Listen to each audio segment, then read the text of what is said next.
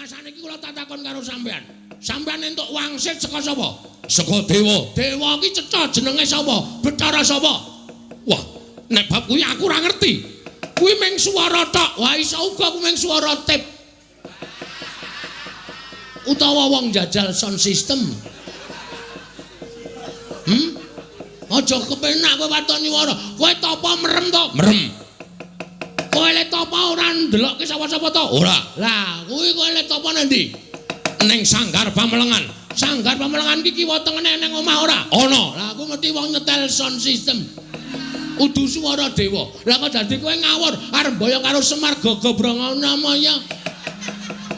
Badranaya. Nayantaka Bojogati. Duduk Manangunung. Kowe duduk, Pak? Ora. Lah kok jenenge duduk Manangunung? Rasa cerewet kok ngono kok dak takokke ora. Goleki rondo, Pak. Moh. Kok duduk Manangunung goleki rondo engko nggoro aku. Wis. Bales Hah? Nek Bapak Ardigawa menang ngendi mau? Negara Mandura jelas aku ora ikhlas. Nek tekan negara Mandura Bapak kon ngopo lah? Sing liyane tumbal, ora masalah. Gawanen Bapak. Nggo ngeneng kene ya nggo apa? Gandak blagunduk suaru gembal. Sumerante hawela. Damel kaget raos sing manahipun ing abdipun Semar. Tiang Agung Baladewa. Sami wilujeng rawuhipun den. Yo. Kakang Semar tansah pinanganing kawidadane ring sambi kula praptaku. Adoh saka rubeda. Aku ngaturake pudyasawaku katur ngersaning Kakang Nayantaka. Nggih, kula tampi ndadosaken jimat. Waduh, Ndara Baladewa barang rawuh, Tru. Ndara Baladewa bukti kula kunjung nggih, Den. Ndara Tiang Agung. Ya nulung garing Datompo pangestu Tamanana. Nggih nggih, sangat anggen kawula ndadosaken jimat. Sinuwun Mandura bekti kula katur nggih, Den. Yo, Petruk kantong bolong Datompo pangestu Tamanana. Oh iya, kula pun dinggo jimat paripe. Ndara Baladewa bekti kula katur nggih, Den. Yo, Bagong. Datompo pangestu Tamanana, Bagong. Niki sanget kula pundi? Melu cepet iki lho. Aku nek omong cepet banget e. Nek ra tak imbangi, aku ki biasane alon-alon e. Kono kok cepet. Iya. Wah. Semar aja kaget aku prapta ning Karang Kadempel. Nggih. Wigatosipun menapa? Jejeripun Tiang Agung mesinipun boten perlu rawuh enten Karang Kadempel. Cukup panjenengan utusan Nayaka Mandura nimbali dhateng kula. Hadan?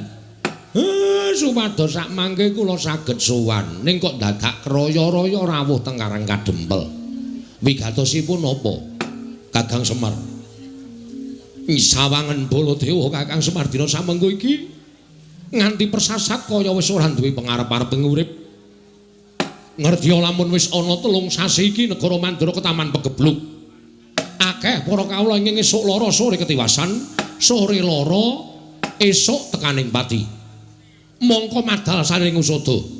Wis ora kurang-kurang gonku ngrawake para Brahmana Winasesiwa Sugata miyang para nimpuna supaya nambak rengkaning praja parandening katindakake gagar wigartan antuk karya. Nganti adeking nata Mandura Baladewa disuraki dening para kawula sak negara Mandura. Sinenggo aku sawijining ratu ingkang ora bisa paring pengayoman marang kawulaku. Waduh, Kakang Semar. Mandura geger. Ngendi-endi papan padha untran-untran, ngendi-endi papan padha unjuk rasa. Merga ora nrimakake nggonku ora bisa nyirep marang pageblik ing tumama nang Praja Mandura. Salajengipun kados pundi? Nalika semana wanci ingkang tak tamtokake, aku nglakoni prihatin kanthi sarana sarinarite sesemek ron raja mula bebantal bata sarimbak. Nalika semana ana wangsiting dewa ingkang paring sasmita lawan Baladewa supaya aku sowan marang Karang Kadempel nyuwun biyantu ning Kakang Semar. Lah namung sak kula kok. Terus kula kenapa cobi kula badhe nyuwun priksa. Kula kadhawan menapa? Ya mung aku yen bakal bloko karo Kakang Semar iki mau, rasaku ora kepenak. Rasaku ora tekan. Ning yen to ngelingi kahanan negaraku, paripaksa aku kudu kuat lan tekan matur marang ngersani Kakang Nayantaka. Nggih, mboten napa-napa, mboten napa-napa. Mang paring pangandikan. Nek pancen Semar kudu dadi srana waluyaning Praja Mandura nggene Ketaman Pegebluk, kula mboten napa-napa, mang dawuh napa kula nderek.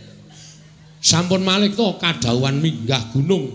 Nadyan kula kadhawuhan jegur segara, kula purun waton dados waluyanipun negara ing Mandura. Kula kadhawuhan beto barang ing awrat kula sagah nglampahi, kula kadhawuhan mlampahi ing tebih kula mboten badhe selak. Waton dika Ndara Baladewa paring dawuh. Ning yen aku matur apa Kakang Semar ora kogel penggali luwe-luwe.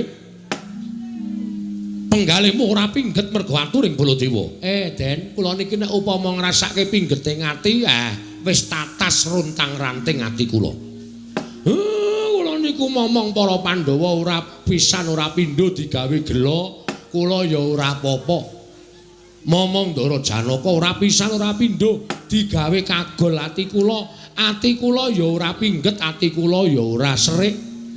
Upama kula niku ngopeni rasa mangkel, ngopeni rasa sing pingget teng ati, mbok menawa kula wis minggat saka Ngamarta. Kula wis wegah momong para Pandhawa. Ning gandeng tumrap Semar wong urip ing alam padhang menika, apik-apike wong urip niku nek linambaran sabar, tuwene ikhlas. Nadyan disebut niku gampang dilakoni angel. Ning apik-apike wong nek iso nglakoni watak sabar lan ikhlas niku dadi mantasaning menungsa, dadi mustikaning titah. Mila monggo kula aturi paring dawuh Semar kapurih napa? Aja lara atimu aku tak matur marang sane Kyai Nayantaka. Nggih, mangendika, mboten napa-napa. Wanter dawuhing dewa ingkang dak tampa. Nalika semono metu marganing pasumenan. Sasmita dumeling tan ana ing karna swara ingkang tanpa wujud ngandhakake yen to aku kudu iso mboyong marang Kakang Semar prapteng negara Mandura. Lah kersane nek mung diboyong kowe kula purun mawon. Terus sakniki kula memperjelaske mawon. Kersane napa? Napa Semar teng mriku ajeng ken ndongani? Napa Semar teng mriku ajeng ken ngabulke napa? Niku rak cethane dadi kula nggawa uba rampis saka omah menyan dupa lan sak piturute. Supaya mengke teng mriku mboten pripun-pripun, mboten golek-golek lan sak piturute. Kakang Semar. Kula. Wah, rasaku kok ora mentala. Ampun ngoten lho. Sampeyan nek mboten mentala ngiklaske patine kawula pirang-pirang saben dina mati, nyawa kawula Mandura ming perkara sampeyan mboten mentala sampeyan ngiklaske patine kawula sampeyan. Saya ala, saya elek kanalindran sampeyan, saya mboten prayoga cacating para kawula teng sampeyan le dadi nalindra. Kakang Semar, aku mboyong Semar putrane marang negara Mandura dawuhing dewa. Dina samengko Semar kudu dadi tumbal ana negara Mandura. Semar Putranaya.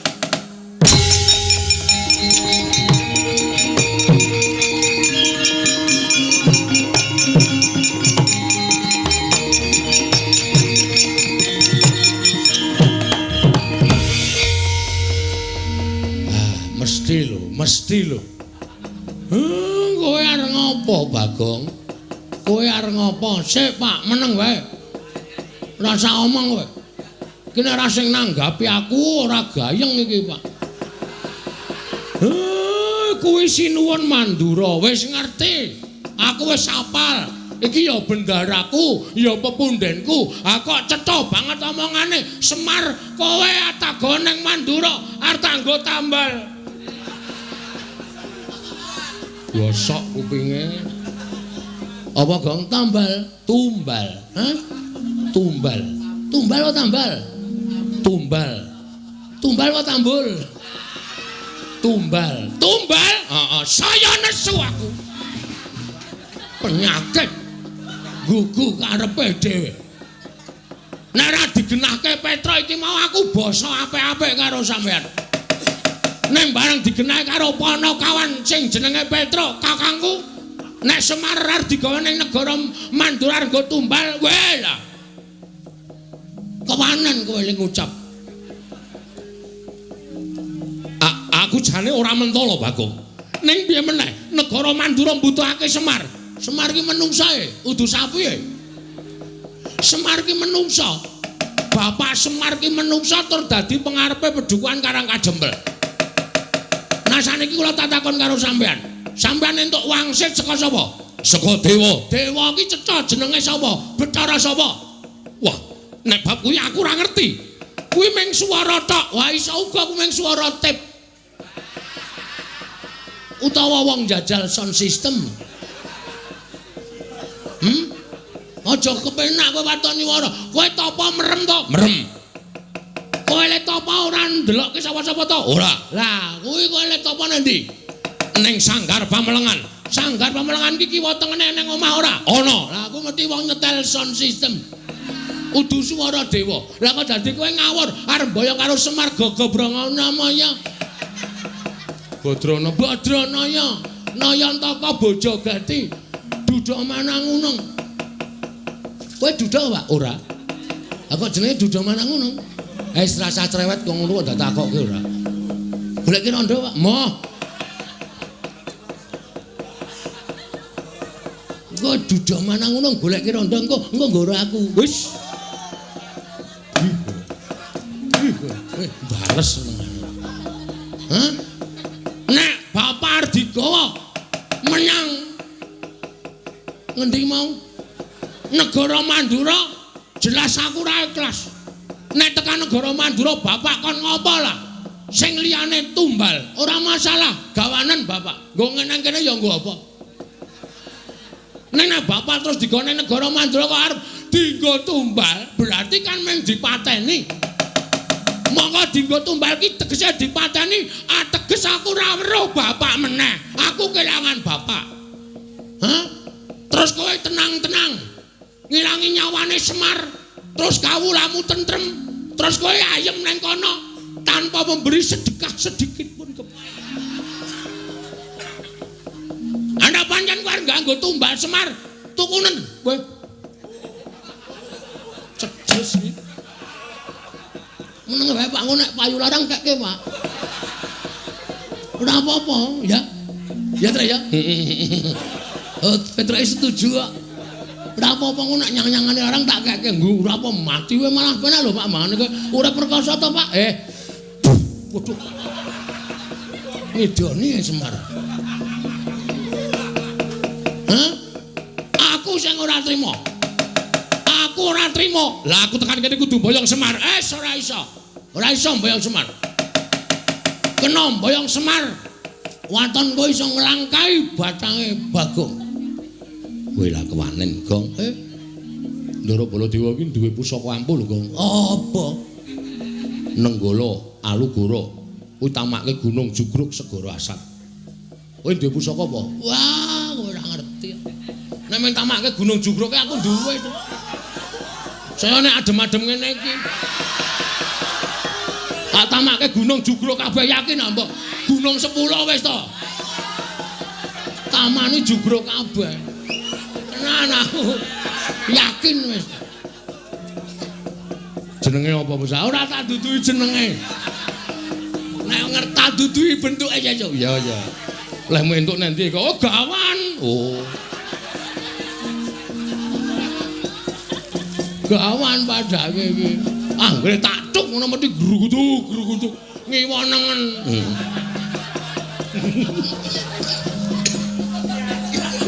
Syukur menggok ra kowe. Nan kowe ora baen-baen. Aku ora wedi karo Baladewa ben pokoke arep boyong bapak lho aku ora entuk yakin sumpah. Nek ngono kowe mepalangi karepe Baladewa. Lho, mesti to. Genah wis wangsulan ngene kok dikira ora mepalangi. Wah, dalah. Woi. Nek meng bengok wae iso aku. Apa dume Baladewa aja. Weh, blenal, panamane jajan sekedar wae. Wani arep berarti ngono apa? Aku ya iso. Kowe aja pamer swara nang kene. Sero aku cangkeme mbok aku. Nyepelekke ora. Gong, ku ndak kriwikan dadi grojokan geguyon dadi tangisan lho. Sing sabar. Terus kon piye? Alon-alon. Iki wis mulai adem lho, Truk. Kena ora disemangati ngene iki. Lho sindane wis do krudung taplak kabeh. Iki kepiye to kok dadi loro iki jan wis. Wis. Kokean iki, Truk. Sing loro diglundungke mrana wae kok. Mesake ora. Jero banget ya ora. Aja ango-ango lho, Pras, kok manci ngono. Kok nang koyo saka kono wae. Dikai godhong medun ora. Tir ngono. Kowe iki malah werna-werna. Kowe iki kok guyung apa Baladewa? Kok melu guyung apa? Aku ora ngeluconi kowe. Aku iki nesu kowe kok kowe mesam-mesem. Ora kena aku menglucu karo Petruk karo Gareng ya, Truk. Heeh. Aku dadi kowe melu guyu. Wah, panusmane jajalan. Butuhe bapakmu tak boyong itu apa ora? Nek ora entuk tak boyong aja kelakon dosa apa kira-kira kowe kuat nadai Kiai Nenggala. Kiai Kalogoro Barat. Diar kowe. Ayo, gek pusakamu kuwi mutokke, Gong. Isih kendho e.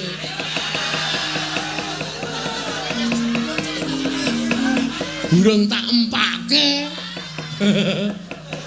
Jarene iso nggo nuthuk gunung. Ha iki nek ora dimatke ya nggo nuthuk ya ora jugrek.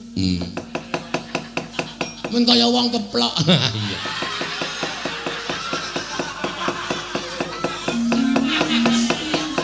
Ayo Kaki, nek pancen kewan karo Baladewa. Kaki, tantang ana Baladewa. Kowe mepalangi aku nggone mbayang Semar Badranaya aja nglakon dosa Bagong. Nang endi papan neter Katidayan? Diteter Baladewa apa Bagong sing tekaning pati? Gong. Ngopo kok mundur? Teratapane aku. Terus? Oke. Isin ditonton karo Petruk karo Gareng. Tiwas bengok-bengok kok ora wani. Oke, nanti papane wong neter Katidayan. Bagong. Mundur. Ngapa, Pak? Mundur. Aja dipisah, Pak. Aja dipisah. Ora tak pisah, mundura. Aku wani, Pak. Ya ning mundura. Kowe ora ngerti kowe iki okol ora nganggo akal. Bapakmu iki deloken temandang ora sah bengok-bengok ning merantasi. Bapak arep gelem diboyong? Ora, ning kowe minggat tok. Kandhani ngeyel ora. Wah, getun aku to. Ra sida gelut getun aku. Gayamu lah. Moto penge iki ngene. Nuwun sewu. Nek sampeyan ajeng boyong kali Semar ngawi, nggo. Kula mang boyong. Kula ikhlas didadekke tumbal teng negara Mandura mboten napa-napa. Kula manut. Yen kowe ikhlas mapana dina iki tak boyong Semar Badranaya. Monggo ndara kula kantun nderek kalih sampeyan. Ucap kacarita nalika semanten. Arsamondo Kyai Semar Badranaya nenggih Sanata Prabu Baladewa. Eling-eling Semar pusaka bisa kandha jimat kang bisa ngucap kasinungan kadidayan linangkung bebasan Dewa Ngejawantah. Dupi arsa nggrayang Lurah Semar Badranaya kena dayaning Lurah Semar Badranaya dawah kalenggak nata Mandura. Ilang sipating nata Mandura nenggih perjineman pasetan daya lumayet nenggih Sang Jaramaya. Jaramaya. Inggih Kyai Semar. Ngapa kowe? Namung dipun utus Pandya Betari Durga supados saged damel karti sampika pejahipun Kakang Semar inggih Kyai Nayantaka. Durga ya ora leren-leren nggone gawe srana patine Semar. Lah saiki durgane nanti? Samenika para perjineman Baju Barat sampun ngramyang ngebaki Karang Kadempel. Wis ngramyang ngebaki Karang Kadempel. Inggih mila mekaten. Ayo kowe minggat to. Omong karo Durga. Nek isih ganggu Karang Kadempel, iki mengko aku sing bakal ngadepi. Nyuwun pamit Kyai Semar.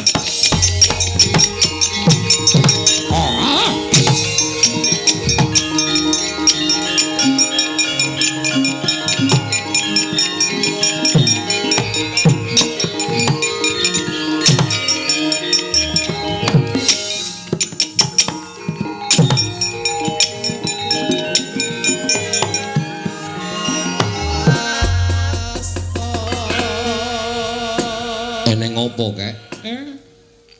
Jebul leres ngendikanipun para sepuh sami nyebataken wong sing arep duwe gegayuhan kuwi cobane mesti enggal teka.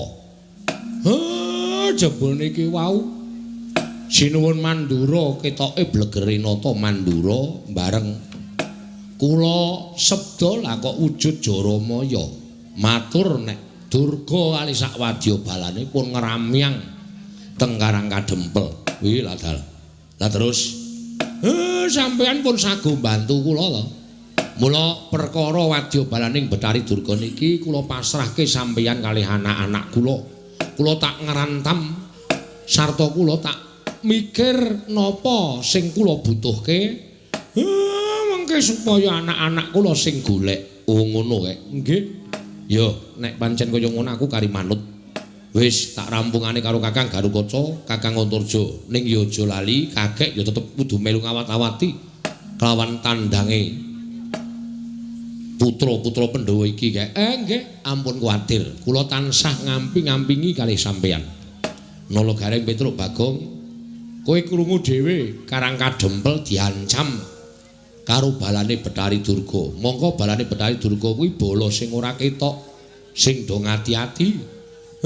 Mungsuhmu bangsaning jim setan priprayangan sing watake angkara budi candala. Kawula padha dikon supaya tata-tata samapta ing gati sawiga ing diri.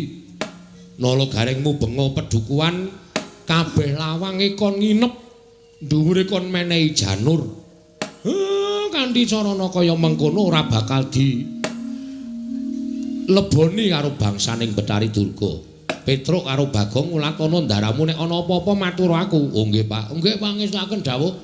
Wis pepanggihan padukuhan iki dibubarake dhisik. Aku tak ketemu karo mbokmu. Tak jake itung-itung babakan garap kahanan Karang Kadempel. Oh nggih ngestaken dawuh. Karawitan Karang Kadempel kon ngiringi Bapak Semar. Oh nggih Pak. Wah jan. Kaya gendinge napa, Pak? Gugur gunung. Ora wangun. Paling ora ya ladrang apa ketawang. Kuwi sing apik. Kuwi Tangerang. Ketawang kok Tangerang ora. Apa manut aku ki ora ngerti gerah aku ki isane ming pangkur. Aku ki isane ming pangkur nek liyane Petruk kuwi sing menguasai. Nggih. Santi Mulya mawon, Pak. Kuwi cocok kuwi. Santi kuwi aku cocok. Santi Mulya. Wis. Wis kono gek dunekke grombyang-grombyang. Aku ge tak mlebu, ndara-ndara kula pasrahke nggih, Den. Ya, kek nyuwun pangestu. Kyai Semar nyuwun pangestu. Kyai Semar nyuwun pangestu. Nggih ngatos-atos. Mugi-mugi lebda ing karya ndara. Arep awit kadenangan dening Kelurahan Semar Badranaya. Nalika semanten pinatak Pandya Betari Durga.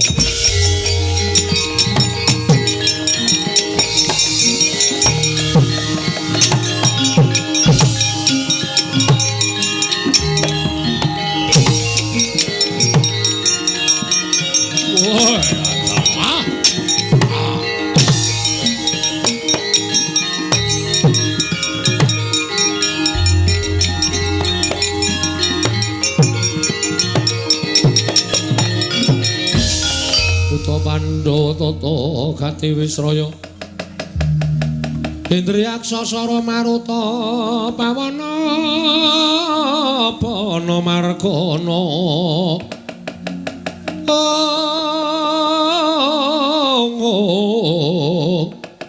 Samirana lan warayang bisikan magulingan lima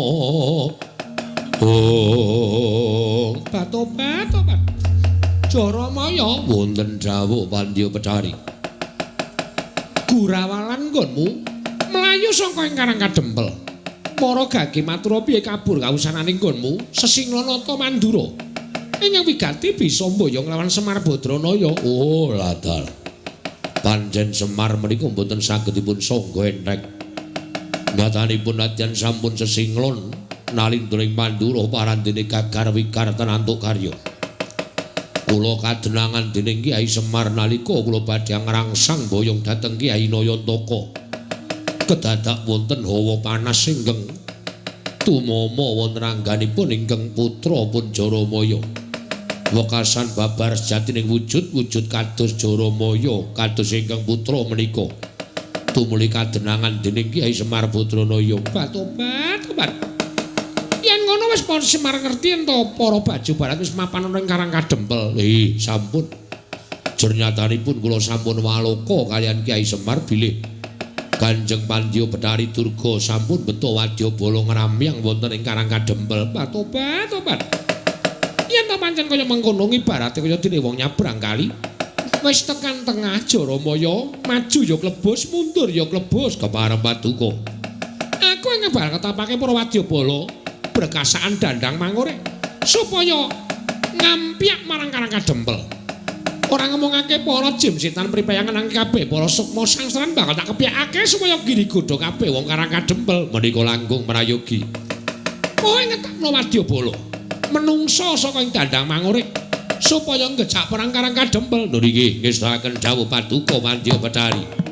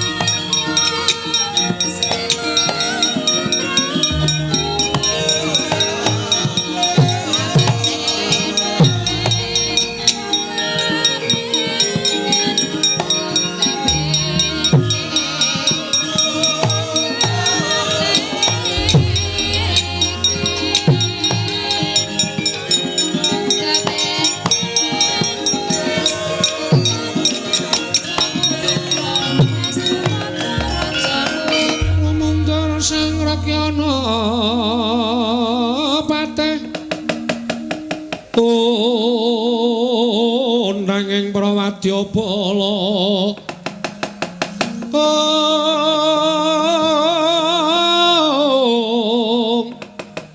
Pak Sur tambur myang suling pepandhen dalutak Bima Bandara kakandha warna-warna Pindha Jala Dhyana Sri Kawuryan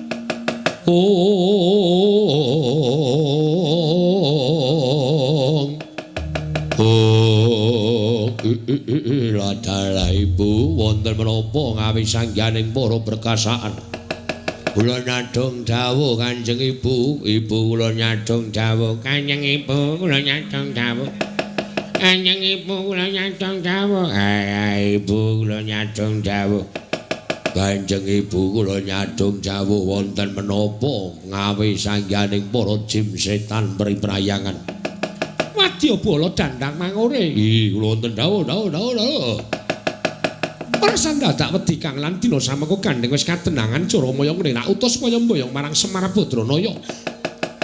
Nanging tinemune nadyan Sesinglanata Mandura ewa dene mesa kadenangan dening Semar. Mula kalah cacak menang cacak ibarate wong mlaku nyabrang kali wis tekan tengah. Bali ya klebus, maju ya bakal klebus. Iya.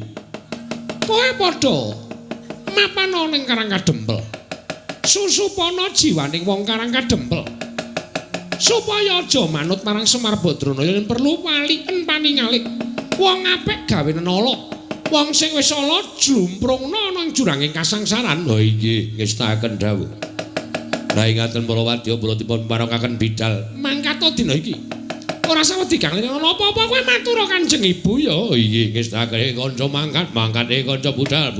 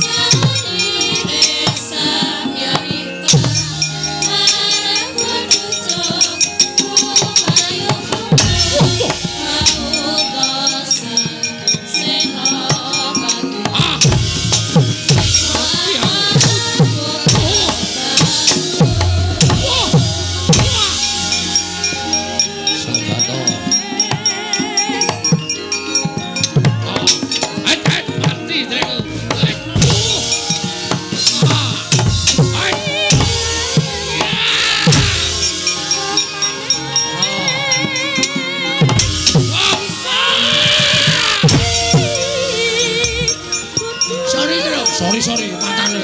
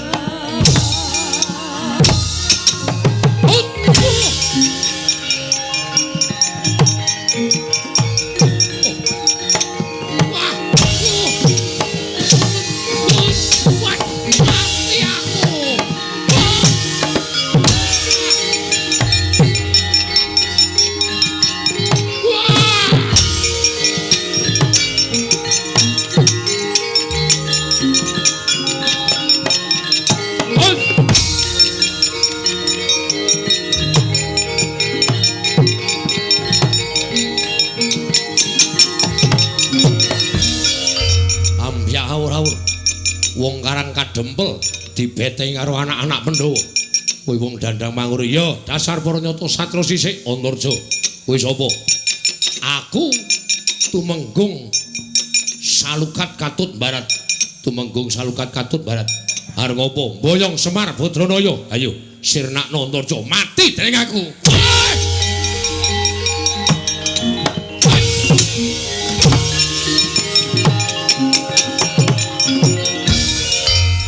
Cerdas perang rasa dadak kokean polah tak canda tak gomblesek ning jero bumi modar mesti wonge ngene iki lho wong top ngene iki ora kaya adine dadak meseng-selke awak iya betul nggih mriko maju melih lho kok malah dawuh aku lho pasrah karo sampean adiku Garutkaca durung numanggang karya. Wah, dari iman marang ngaso ning antariksa kene. Nek ra tak celuk tuman wae. Kakangne ro adine wis nyambut gawe, sampeyan teng pundi?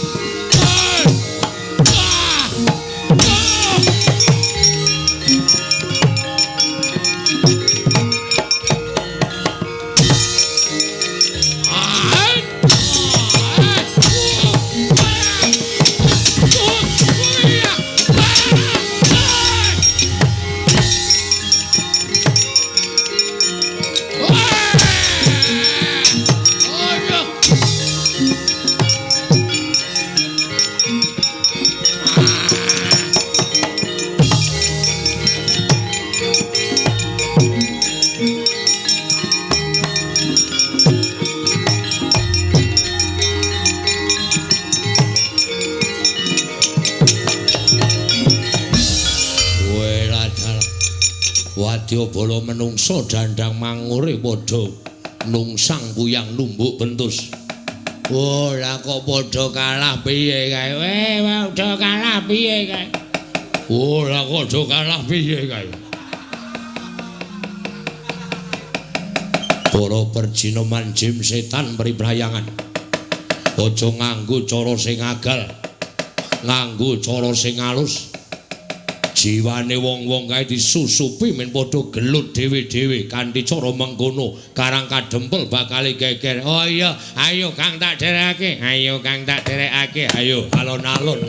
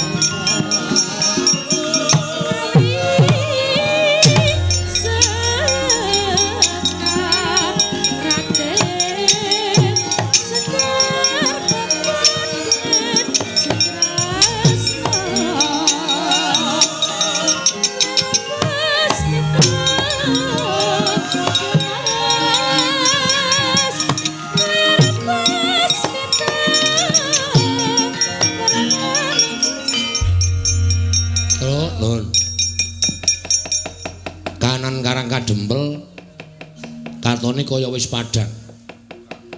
Iki wis tentrem kahanane mengkari bapakmu bakal miwiti bangun Karang Kadempel. Nggih. Nek ya kudu tata-tata lho, Den. Merga nuwun sewu. Sing nami Wadyabala dandang mangure niku mboten miwujud menungsa tok.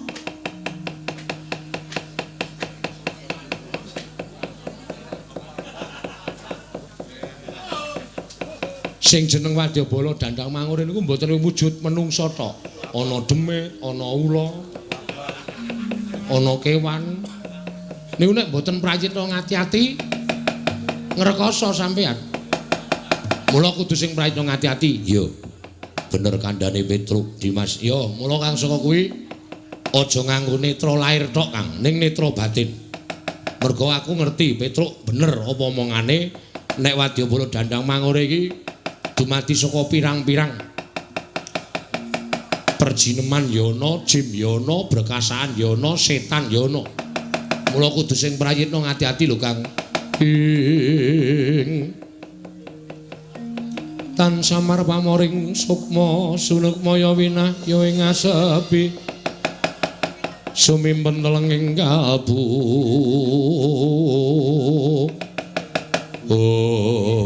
Datan prayitna nata pringgondani Prabu Anu Gatotkaca sinusupan balaning Betari Durga mila katingal abrit bergatak pasuryane nalika semanten datan taliwara anyan ndak kira Petruk linarak wani kagiat lisang Antasena wau.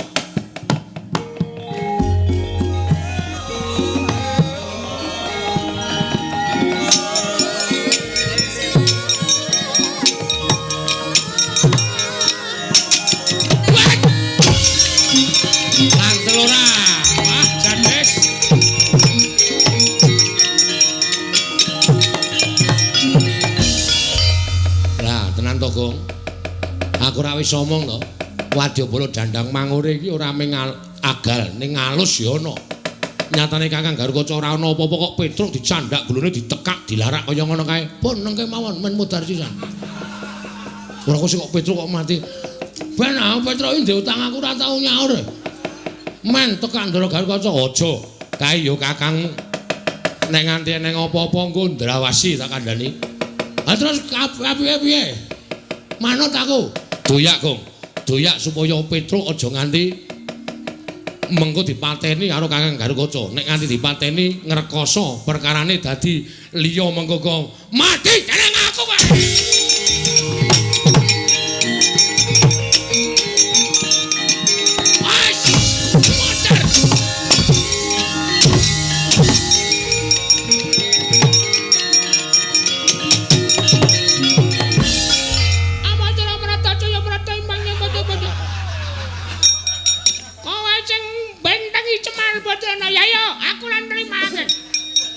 Bocah iki Kang Slupan cah iki. Kok dadi suarane cilik kaya ngono. Apa Sulamrata Jamrata? Imbang yen paca-paca. Oh, ora lunga saka jiwane Bagong aja lakon dosa mungsuh aku lekane.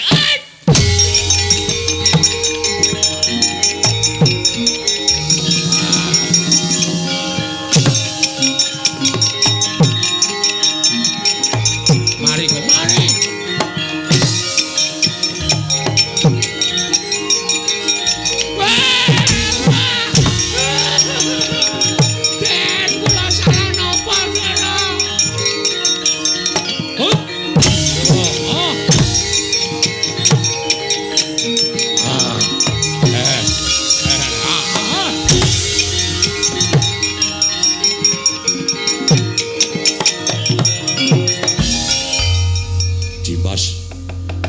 Apa? Kakang ora prayitna. Aku wis omong to nek balane Brayu Durga iki ora mung ngagalan tok, ning alus ya ana. Sajahe Kakang disusupi karo balane Durga, kowe nekak Petruk. Petruk. Mbah. Petruk aku ora ngerti apa-apa. Ora ngerti apa-apa kok cecok.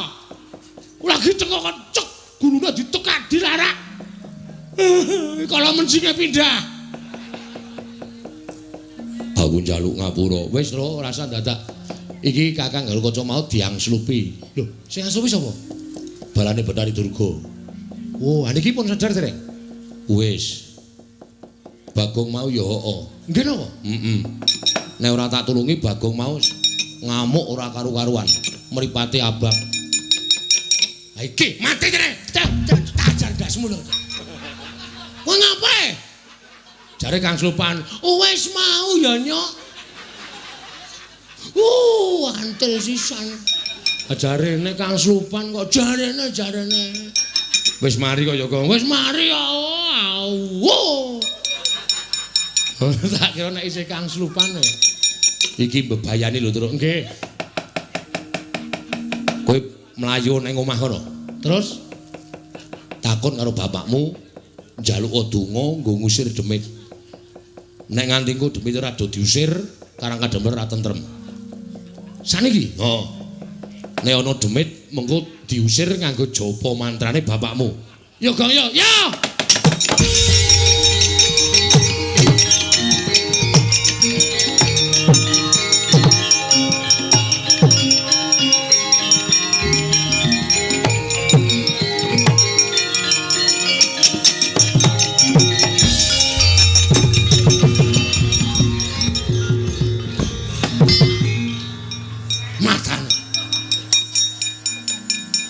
Ini melayu banter banget.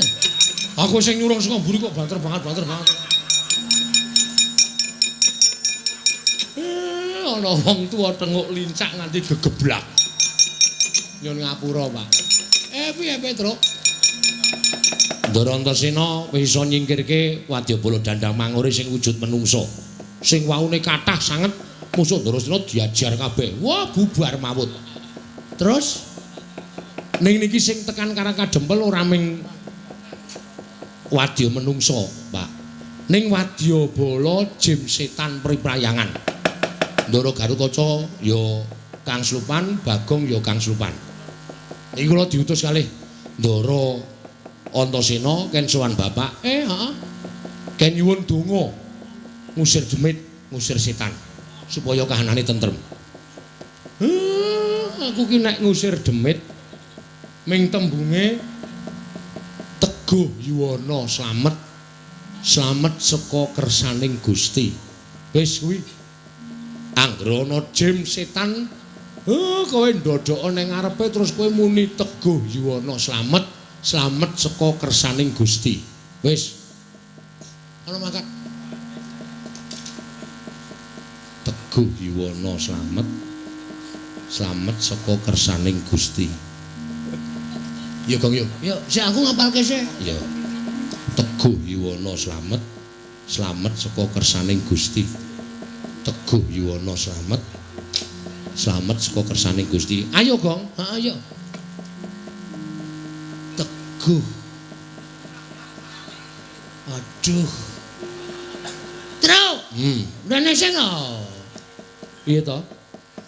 Aku ora apal e. Teguh Yuwana Slamet. Pokoke eling apalke ngene iki. Teguh nang ngene Yuwana, terus nang ngene Slamet. Slamet saka kersane Gusti. Oh iya. Teguh Yuwana Slamet, Slamet saka kersane Gusti. Teguh Yuwana Slamet, Slamet saka kersaning Teguh. Waduh. Yuwana, walah.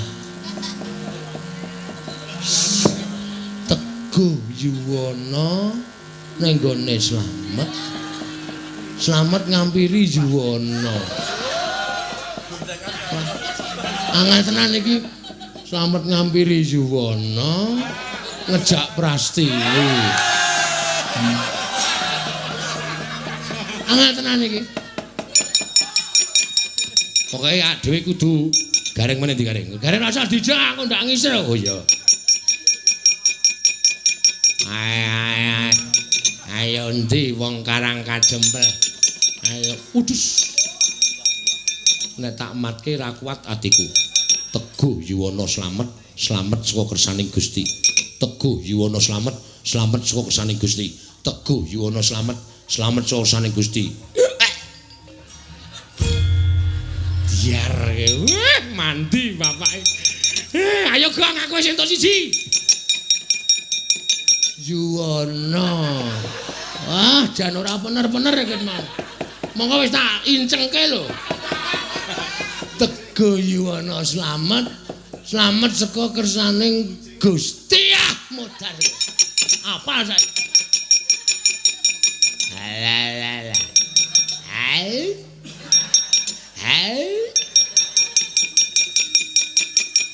Ojo. Medani tenan iki. Alah. Teguh Yuwana.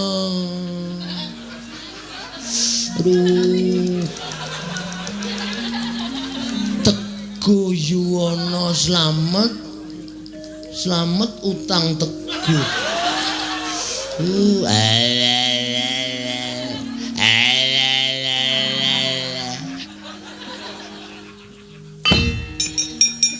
Oh, aku wis sukses kok. Udus. Teguh Yuwana Slamet. Ya aku. Oh, kaya demit bokongmu.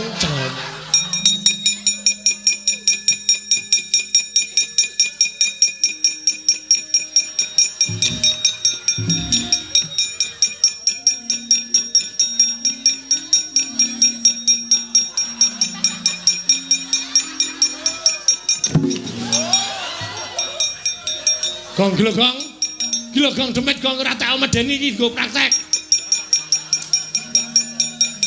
Teguh Yuwana Slamet. Slamet saka kersaning Gusti. Weh. Pinokio.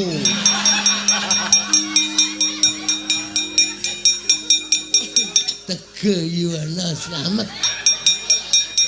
Slamet saka kersaning Teguh Yuwana Slamet. Slamet saka kersaning Teguh Yuwana. Cah kok ora igo ora. Teguh Yuwana.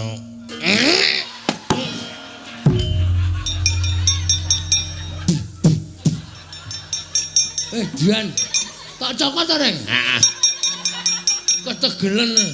Tak cokot diase ora. Pancat pundake jebol mulune.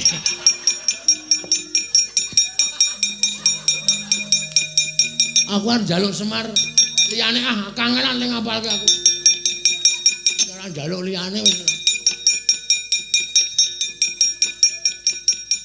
Teguh Yuwana. Oh bapak, sopo-sopo ardi rapali, sopo-sopo ardi rapali. Paliyane pak, liyane Teguh Yuwana angel tenan asli, tenan pak. Kajate ora dadi, kajate ora dadi, kajate ora jadi, jing ciripit gula batu kejepit.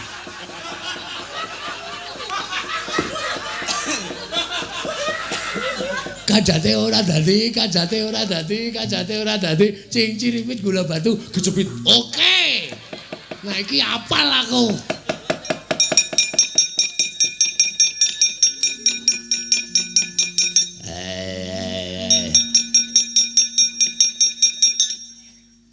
Kajate ora dadi, cincir silit. Gula batu kejepit. Kajate ora dadi, cincir silit. Gula batu kejepit. Kajate ora dadi. Dak. Ora apa-apa ya? Ini. Kowe mau njaluk bapak piye? Dinae kajate ora dadi, aku krungu kok. Kajate ora dadi, cing ciripit. Ha iya. Piye balenono. Kajate ora dadi, cing silit. Cing ciripit. Cing silit. Lambe iki nek lambe elek sok nek ngandian lambe elek. Salah apa? Salah. Cinciripit. Cincirip. Oh. Aku mau cincirip ya. Kajate ora dadi. Cinciripit gula batu kejepit. Wah, ampuh iki, Truk. Iki matine nganggo kajak-kajake. Ah iya bapak nek ngekek iki mesti ampuh kok yo. Nah yo. Kono minggat ana.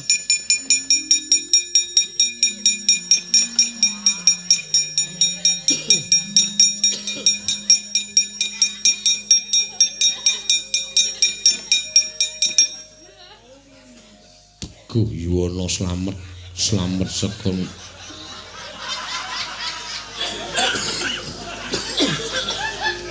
Piye, Gong? Amah aku. Dicekel ra kenang e. Lihe. Kajate ora dadi.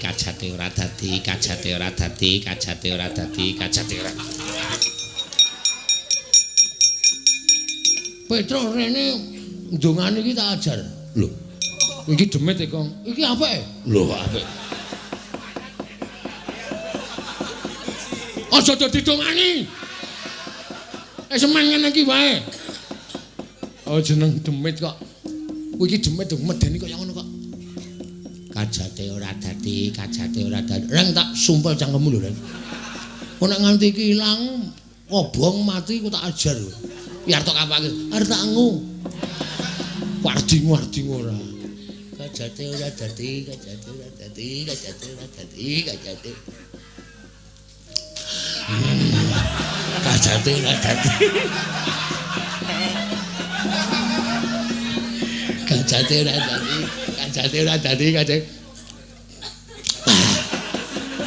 Kowe ngapae kalau menjinge munggah medeni? Ngelak aku. Aku haus. Haus yo ngapa ora? Kajate ora dadi.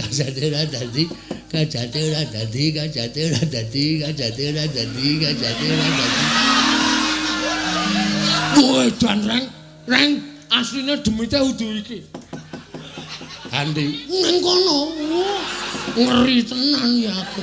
Anak gendruwo. Tak ajar das lho kowe. Endi? Kowe lah. Piye kowe bungah to? Bungah aku. Gareng ki sing ora cocok tuwekan ora.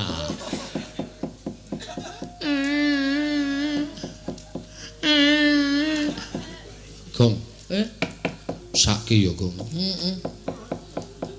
Aku jane melas lho, Bro. Demit kaya ngene iki aku sok melas. Yo, iki yo ora sanak, ora kadang, senengane godho karo menungso, ngono Gong.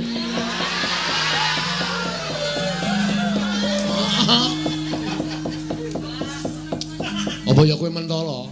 Iki ijen kan Purwang lho, Gong. Ora ndek dulur. Ora duwe anak. Kowe madhep rono kok iso pas, Truk. Mesake kok ya. Mbok ya wis saiki rasane di ngapura ngono lho. Supaya awake dhewe iki urip iki berdampingan. Heeh, pancen iya. Ha iki memelas e. Bagong iki nekat ora. Gregeten aku. Ih. Rasane kaya kepiye ngono. Kajate ora dadi, kajate ora dadi, kajate ora dadi, kajate. Kajate ora dadi, kajate.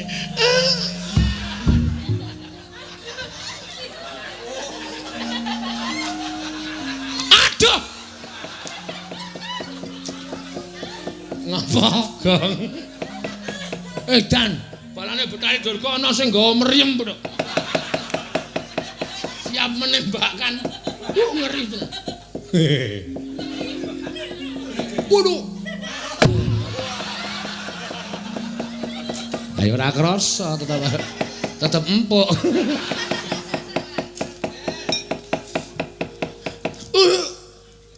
Waduh. Wah dengkole. Anak-anakane panjen senengane do.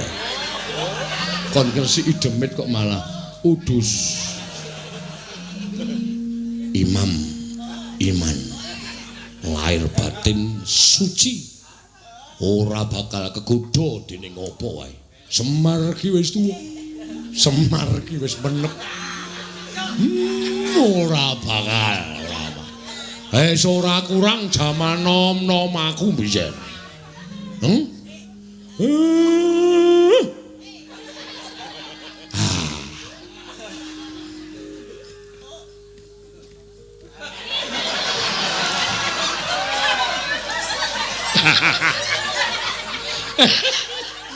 Nek ora wong tuwa tak keplak ndase. Wong gayane ngliwat kok karo tangan iki jawe nil. Waku ora.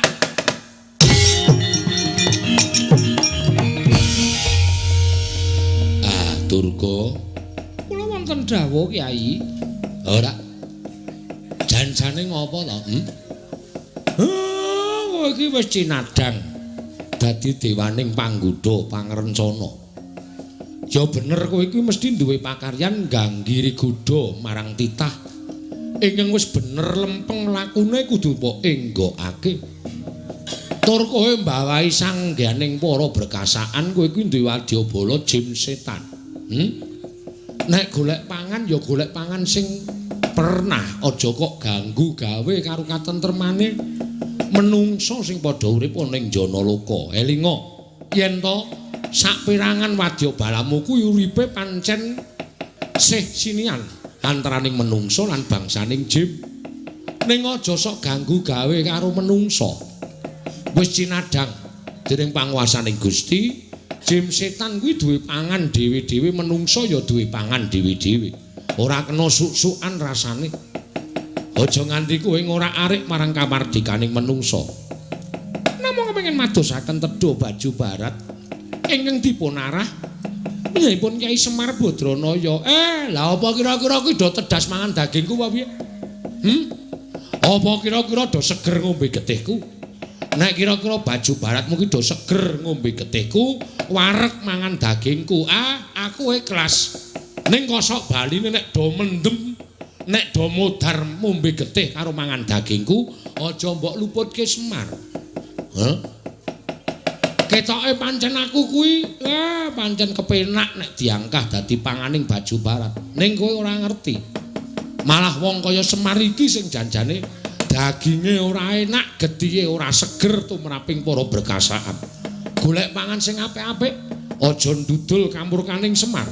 Nek nganti aku engko muring aku nesu tak kumbala geni dadi apa kowe sak wadyabalamu. Nyuwun pamit Kyai Semar.